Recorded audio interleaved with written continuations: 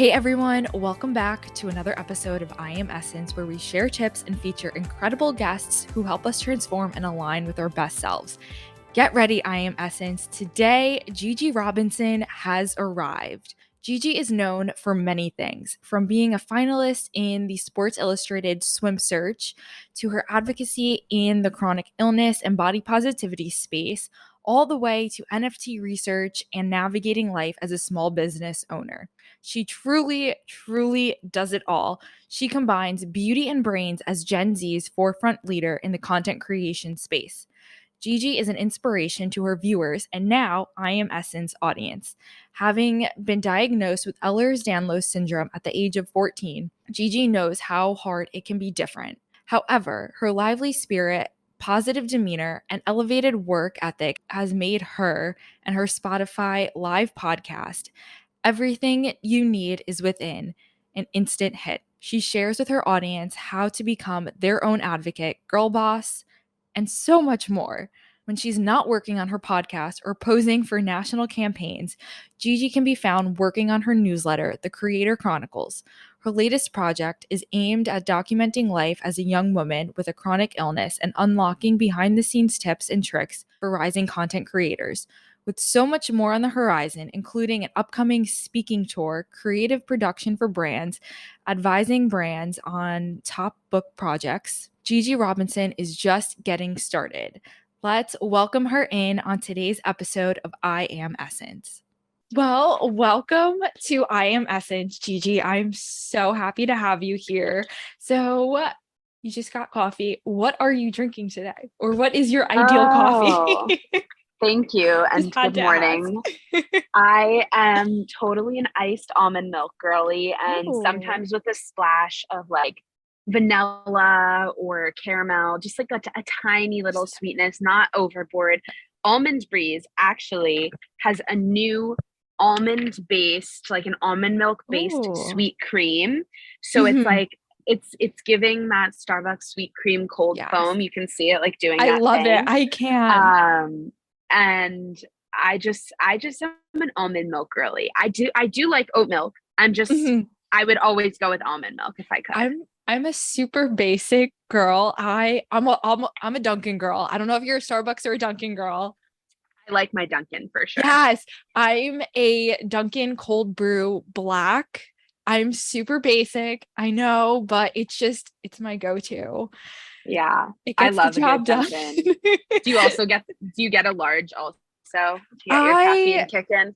I do my medium cold brew. A large it's for me, it's a little too much, but before I work out, I'm usually a Keurig. Oh, what is it? It's the little donut shop. Have you ever had those? That's my morning go-to. And then post-workout, I drive home past Dunkin' and I time everything perfectly. So when I'm at this one red light, I hit the order, park, jump right in, coffee's ready, and we are good to go for the day. Oh, perfect. Yeah. You got to time everything perfectly. You do. I honestly am usually drinking my second coffee by 11, 12 o'clock. Yeah. It's not good. Oh, it's not. But you know what? It's who we are.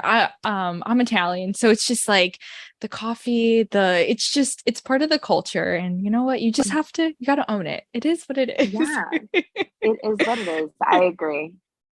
So you are just so confident and full of life. And I absolutely love it. The platform you hold is beautiful and so empowering, so inspiring. Have you always been this confident? Honestly, no. I was actually really shy up until I transferred to USC in 2017. Yeah. And part of it, I think, was like the fact that I had to be pushed out of my comfort zone to move across the country to like start from a fresh slate, like only know the people that came from my high school, and then to like go up to people and be like, hey, I'm Gigi, like, what's up? And just like know that like I would either make friends or people would just be jerks and like they wouldn't be my friends. But yeah, it definitely was something that I think I grew into, because I used to be definitely really scared and shy about introducing myself or meeting people or even like being in the spotlight. Like I just wanted to kind of be like watching the show. I didn't want to be the show or be in the show or produce the show. Yeah. I could definitely relate to that. So I went to Ohio State and I came from all girls Catholic high school, didn't know anyone, moved halfway across the country, basically had to restart my whole life, had no friends, go in Columbus because no one came from my school. And so I could definitely relate to that. And it's challenging at first because it definitely pulls you out of your comfort zone, but it allows you to gain a sense of independence that you never knew you ever had. Yeah. Yeah, exactly. And also like I think that's part of like the whole purpose of college is like recognizing areas that you need to do better in or like excel or change. And I just knew that I didn't like sitting on the sidelines or in the audience anymore, which is like totally fine. Like to the people that do that, I just didn't want that for me. Exactly. And I was like, you know what, I'm going to change this and try it up because at the end of the day, how many people are actually going to remember like my specific, you know, flaws or my specific growth journey. Exactly. And we only have such a short period of time. So why not make the best of it, make the most of it? And we have to stay present because the future hasn't happened yet. Who knows what tomorrow is going to bring? We have to be present. We only have this short period of time. So why not just own it, be who we are, and just be our best self right now? Literally. And it's like way easier said than done, I think. Oh, absolutely. Absolutely. Yeah. I definitely agree with that. And especially going from the East Coast, or are you originally from the East Coast, by the way? Yeah, I'm born and raised in New York City. Nice. And so moving across the country by myself, like I had no family. My parents had maybe like one or two people that they knew, but like they weren't like close friends. So like really everything and everyone that I met out there was like a new person, a new connection. And I don't know, I think it was just kind of cool to do that. I would do it all over again, honestly. What was that like for you from going from the East Coast all the way to the West Coast? Was it a little bit of a culture shock at first? I don't think so because, and I've said this a couple times before, but I think the reason people from New York thrive in LA is because they come from like hustle, grind, like keep it up, keep going, never stop. What's that Lady Gaga? And it's like bus, plane, another plane, another plane. Like that is like the New York vibe. Absolutely. So when you get to LA and the culture's so laid back, you're able to excel because you already have this momentum that's coming with you versus if you're going from LA to New York, you have this chill mindset and you're usually forced to like speed it up and get up to speed. And I don't want to say like every place should be like New York because I also like have gone to places like Miami, which I think is kind of like a crossover between the two in terms of like the work culture and the I guess like interpersonal cultures. But I think it was just like, oh wow, like I didn't know people do things this way. And LA really is so diverse. They have a bunch of unique villages or like towns similar, or districts I should say, similar to how New York has like Chinatown, how they have like Harlem, and they have different cultural things that happen in those areas. But like LA is the same, it's just more spread out and you have to spend more on Ubers and yeah. It's very true. So I actually had the complete opposite where I went from that very fast pace, like you said, being New York, going to the Midwest where everything is much slower. And in New York, where you're walking down the street and I guess what I'm trying to say is no one's really going to try to talk to you. Where in the Midwest, I would be walking across campus or just in Columbus and people are like, hey, how are you? And I'm like, wait, why are you talking to me? Literally that would happen. Like, what do you want from me? I'm in the mindset I'm going from my dorm to class or from class to the gym or wherever I'm going. What do you want? Why are you following me? Yeah, I mean that happened a lot too, but I think it just made me like more of a like don't take it personally, but also like be nice to everyone. I think there's this quote that like is going around that I I really resonate with, but it's about always being the kindest person in the room, because people are going to remember that. They're not going to want to be around somebody who's going to just like turn you down or be really nasty. They don't care about how many followers you have. They don't care about you being the prettiest person in the room. They care about you being, and they don't even care about you being the smartest. They care about who's the nicest and who makes the lasting impression. And a lot of times making a lasting impression is simply just giving people compliments. And something that I started doing recently is when I meet people, I usually give them a compliment to start the conversation, and a compliment like during the middle or the end of the conversation, just to make other people feel good, because I think it's really important to do that. And we also forget to compliment people a lot. Oh, absolutely. And especially as females too. I remember when I was in high school, because I went to an all girls high school, sometimes it could have felt as like a competition. And I think in today's world and where we are right now, and especially with our younger audience who is growing up now, I think we do have to give them that confidence and say that no, where you are beautiful, no matter who you are, what you look like. And I think there's so much negativity on social media where we have to just show them that what you are seeing every day isn't necessarily we can't really take it for face value. Yeah. And it's a hard pill to swallow, like to not Absolutely. Take a compliment or a criticism seriously or personally is hard, but we have to remember it's somebody else's projection of who you are. It's not actually who you are.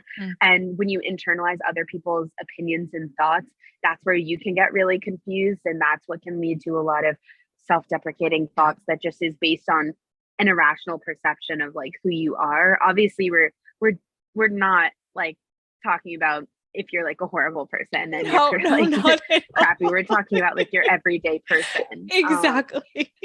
Yeah. No, I wholeheartedly agree with that. So what is it like for you to hold such a platform where you share your struggles and are vulnerable? Because life sometimes when we go through different experiences, they break us down, and it can be very challenging to rebuild and show who we are. Yeah, I really love this question because I've actually been thinking about it a lot lately. It's like I started my platform and talking about chronic illness kind of by accident, but also because I was dealing with these teachers not believing I was sick. And I couldn't imagine that I was the only chronically ill student that had dealt with that. I couldn't imagine that I was the only student that dealt with friends not believing they were sick or not supporting them or not, going to doctor's appointments with them. And again, that was a moment in time where I used social media as a mode to connect with other people, not necessarily to get anything else out of it. I wasn't looking for followers. I wasn't looking for attention. I was looking to find other people that dealt with the same thing, because I couldn't find that from my friends. I couldn't find that from my teachers, and my family was across the country in New York. So I was really alone, first of all. And second of all, I think I actually did take a lot of the things that my teachers and my friends didn't understand so personally, because I was like, you don't understand, and that's why I have a lesser grade, or you don't understand, and that's what's ruining our friendship. When in reality, it is a double-edged sword. It's yes, they don't understand. It's also my interpretation. It's also my communication ability. So as I've grown and matured, I realized, you know what, maybe I could have said X, Y, and Z about it, but I wasn't strong enough to do that at the time. I didn't know that. I was 19, 20, like 20 years old. Like I was still like we're a still child. We're still just kids.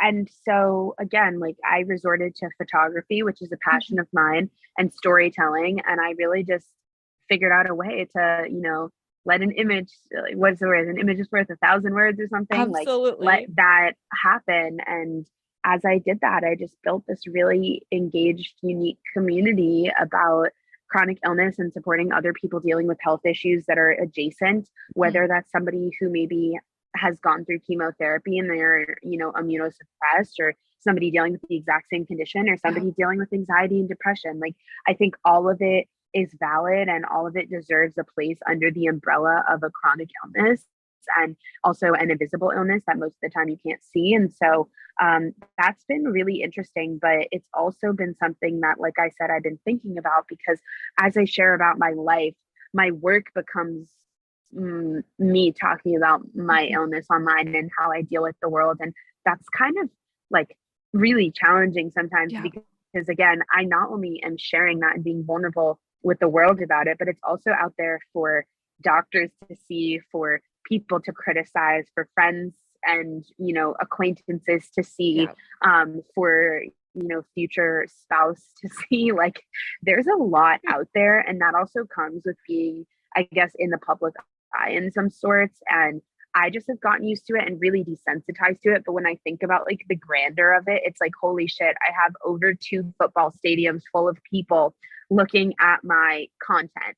And for me, putting it into that perspective is like, wow, like you imagine you were giving an address that was in person, you know, at one of these stadiums. Like I love college football. Like to me, that is like how I measure things. And it's like, it's a lot to comprehend. And if I'm dealing with this on such a small scale, I can't imagine what some of these other people with millions are feeling.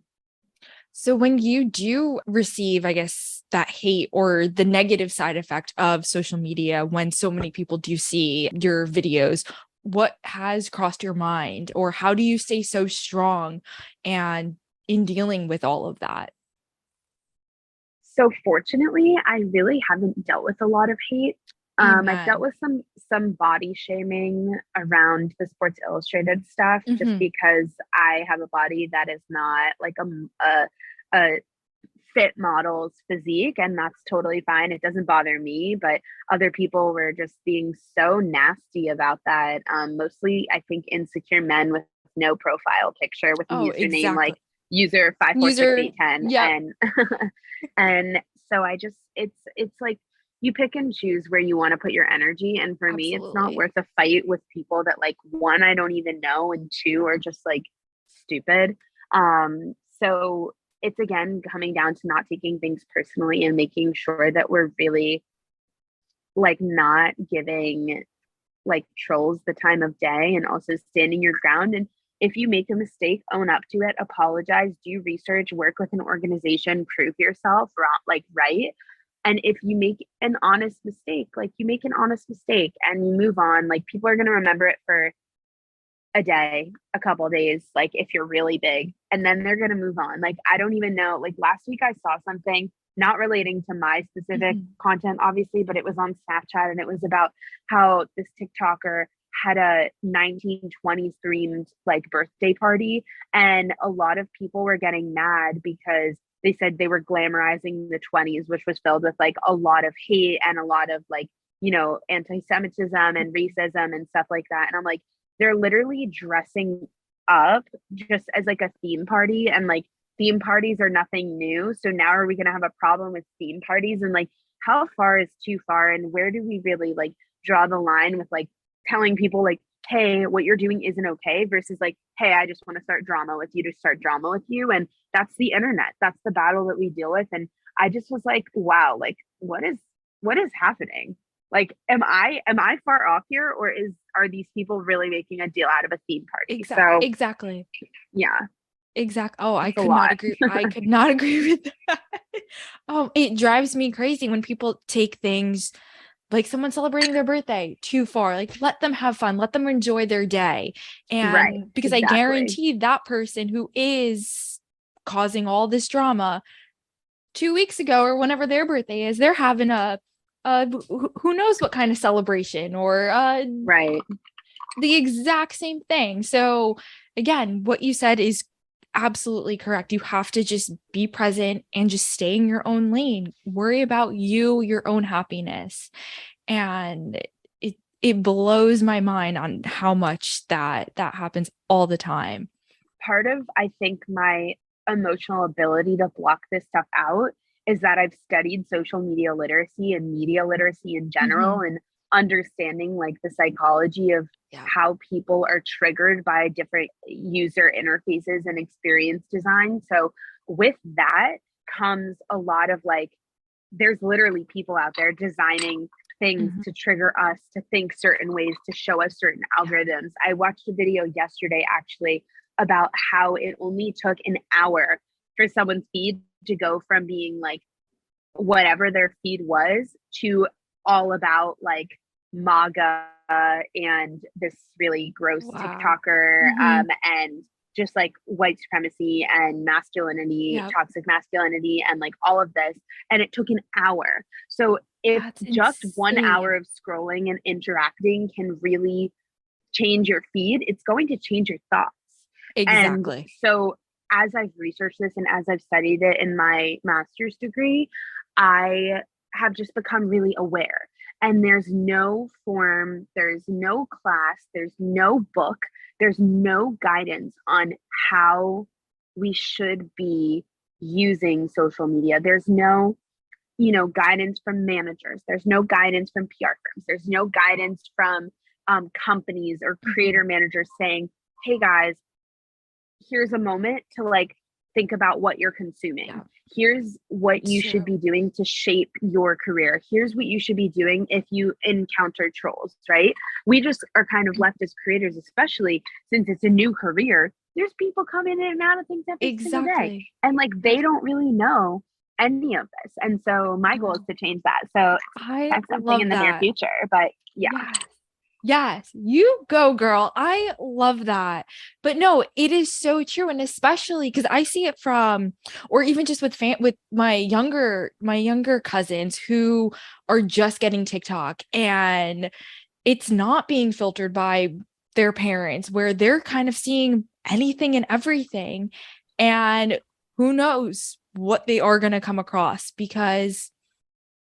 and it may not be the best for them and if we can change it, it is so powerful, because it's not only going to change one life, it's going to change, honestly, the world. It's unbelievable.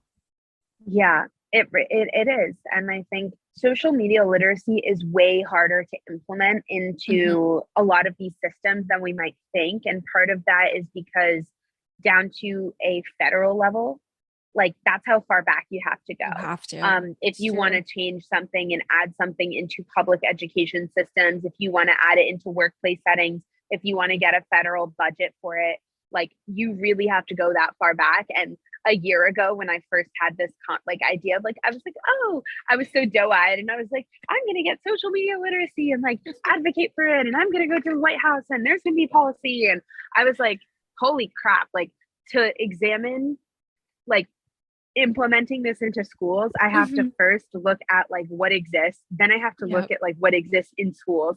Then I have to look at school systems. Then I have to look at public policy. Then I have to look at federal education system, which already is failing so many. Then I have to look at federal budgets to figure out how I can actually make it happen.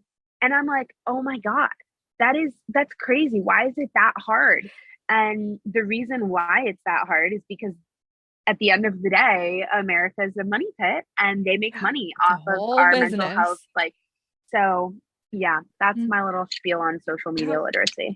Don't even get me started. Nonetheless.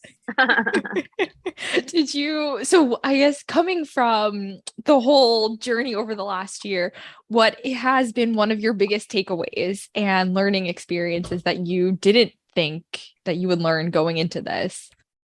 Yeah. Amazing question. I think a big takeaway is that everything is like a fun house, and it looks one way, and then it forces you to think about things differently to kind of come out the other side. And that includes the mirror house of looking at yourself a certain way and knowing that the person that you see in the mirror is not necessarily who you are. It's a reflection of you. It is I guess like hyperbole of you in some ways. And it's not something that you should, I guess, like equate to who you are in person. And in terms of the other parts of the fun house, I mean, think parties look certain ways. A year ago, I didn't know how movie premieres or red carpets worked. And it's literally so much less glamorous than you think. Like it's literally like a banner. I mean, usually when it's like a big production, it's well thought out. But if it's a small production, it's maybe a 10 or 8 foot, red carpet with a banner behind it, and they just crop out the rest. And it looks like it's on a big carpet, but really it's just a step and repeat. And I had it in my head that it's like this big long thing. Like, you go into parties, you see it in movies. It's like all spread out like 100, 200 feet, and photographers are everywhere. Usually it's like one or two photographers. For some of the bigger premieres I've gone to, it's been intense and really awesome and fun. But for some of the smaller ones, it's literally like a 20-foot carpet by 5 feet, and then a big banner, and two people can stand on it at the same time, and you're escorted down the carpet. And like in my head, I was like, oh my God, that's so cool. Like, it must be this whole glitz and glamour thing. And it's honestly just utter chaos. And the PR teams and the event teams that coordinate it, God bless them, because holy crap. I would not vote. I give them so much credit. I give them so much credit. The same thing with influencer events, and even meeting certain influencers the same way we have a different perception of ourselves. There's a different perception of these influencers online too. Like you think somebody because of the closeness that you feel from short form video, from seeing someone on Instagram stories, from having them populate your feed so much. And when you meet them in person, it's kind of like, oh, I didn't realize that you're actually like not that. Like this is just a really like, again, like a hyperbole of who you are, and it's not real. So I think the biggest takeaway is that, in the wise words of Alec Russo from Wizards of Waverly Place, everything is not as it seems.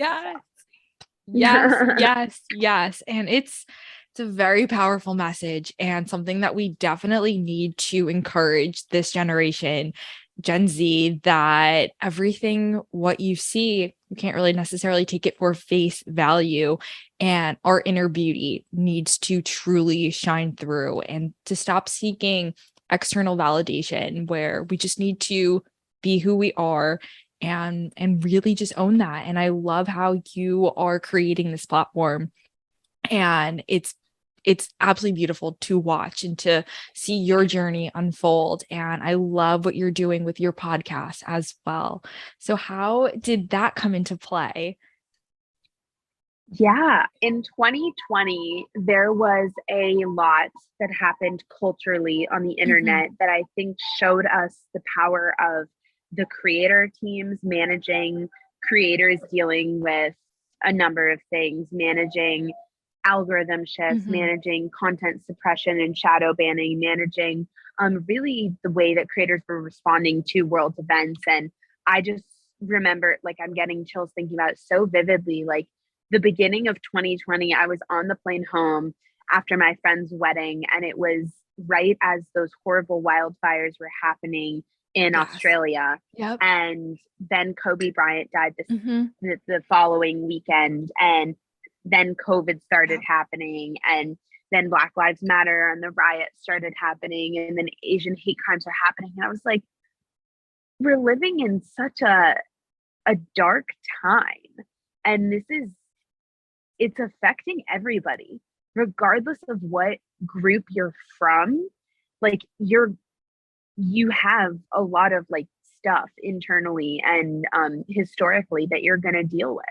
And as a white cis woman, I was like, F this, I'm just going to give my platform to someone else. Like, I have the privilege to be able to do that. I have the privilege to catch people's attention and get them to listen when I need them to, and to share that platform with other people. So in 2020, I had this idea, and it also came after a partnership that I did with Philosophy Skincare. And I interviewed Julia Michaels, actually, who is an incredible singer, if you don't know her.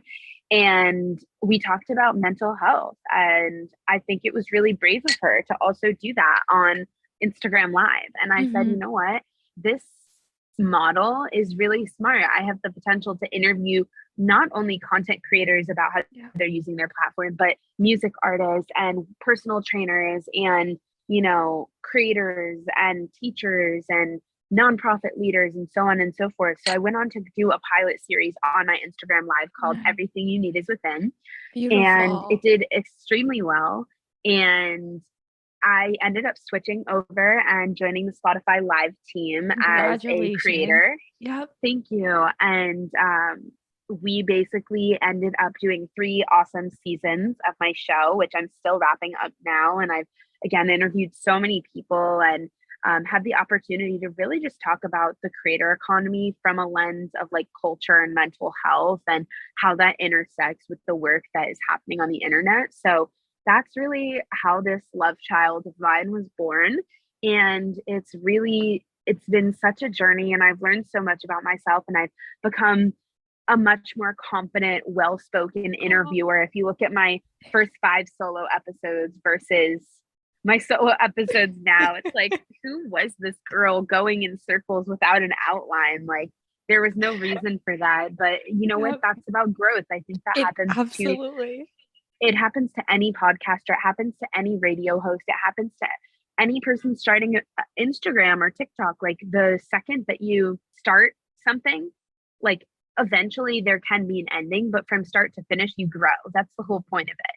And so it's really just been a personal growth passion project for me. And I can't wait to see what we do for season 4.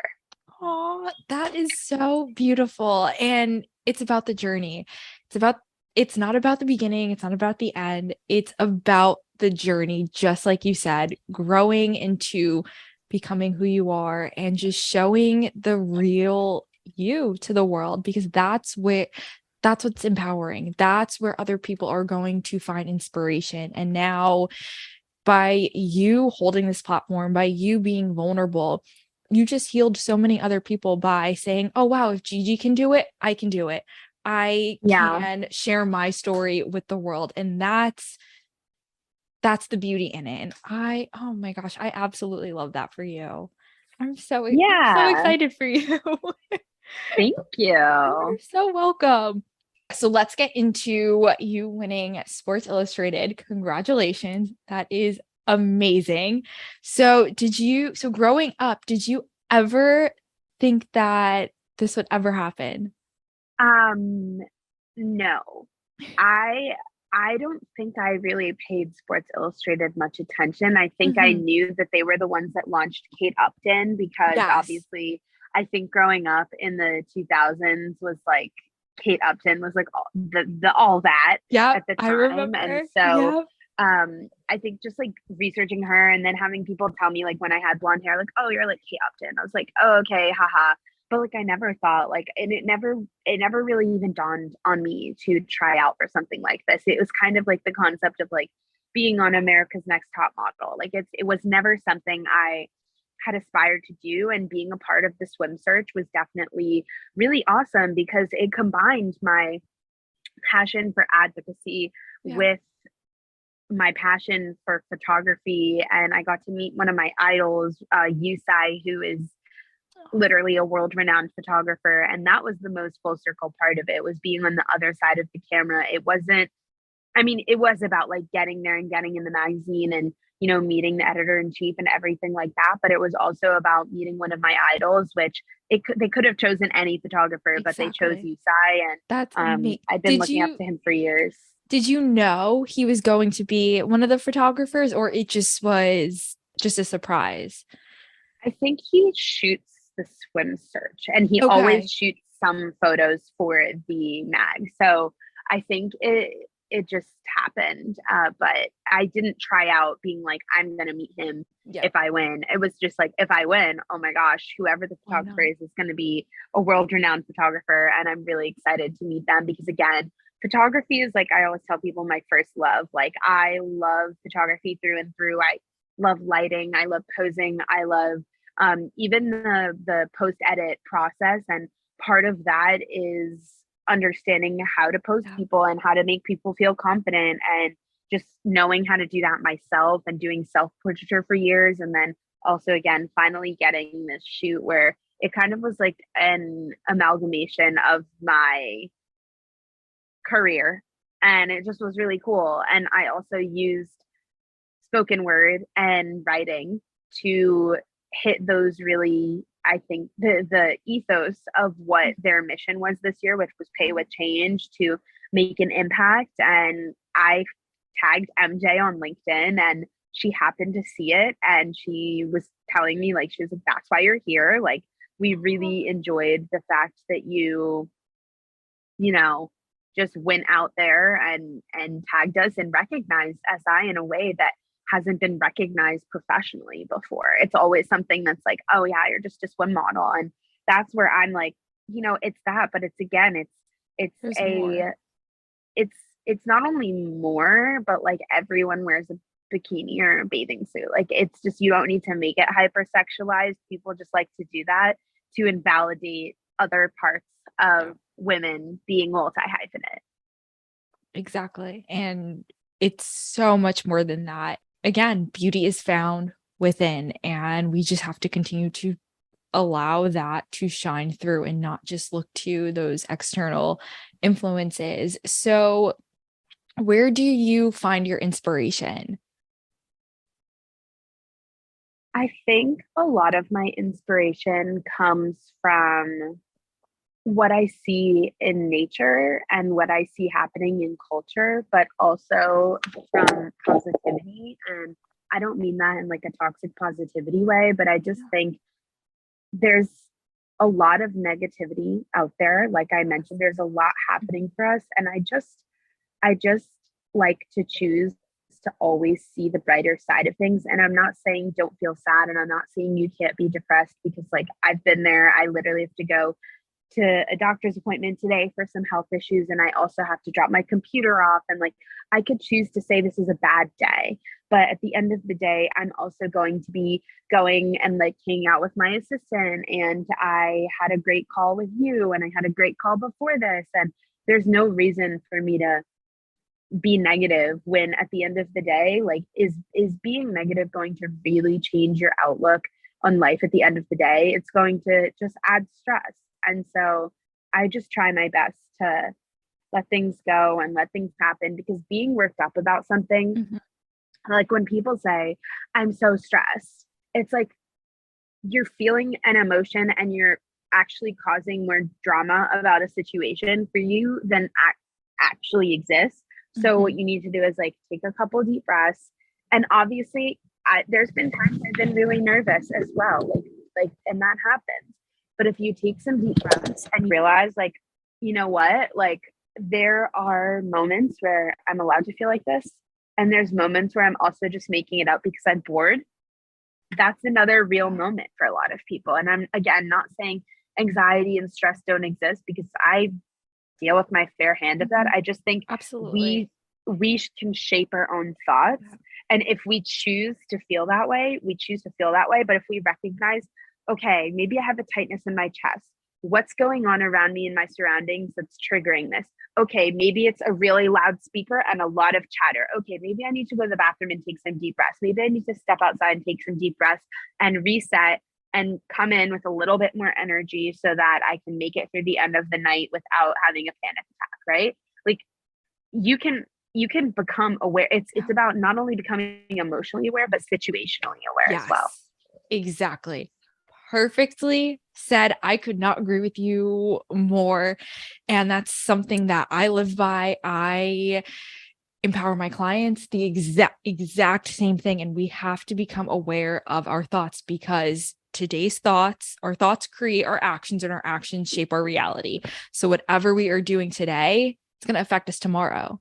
And Mm-hmm. it is so, so true. So with that being said, this was such a beautiful episode. So before we do end things, I always ask our guests two last questions. And the first one is, what is the best piece of advice you've ever been given and you want to share? Yeah. One of my best pieces of advice is, it's none of your business what other people think of you. Yeah. And also, do today what others won't, so that tomorrow you can do things others can't.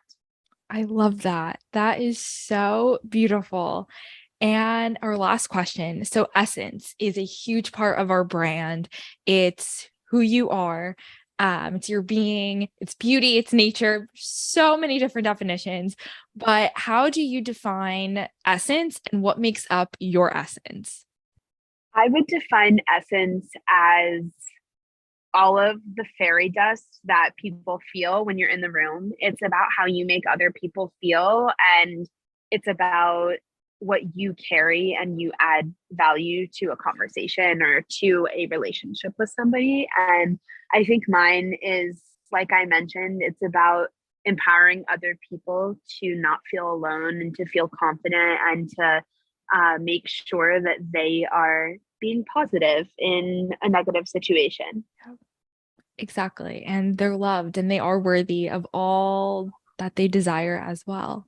Thank you, Gigi, so much for joining us today. This was such a beautiful episode, and I'm so happy that we were able to connect on so many different levels.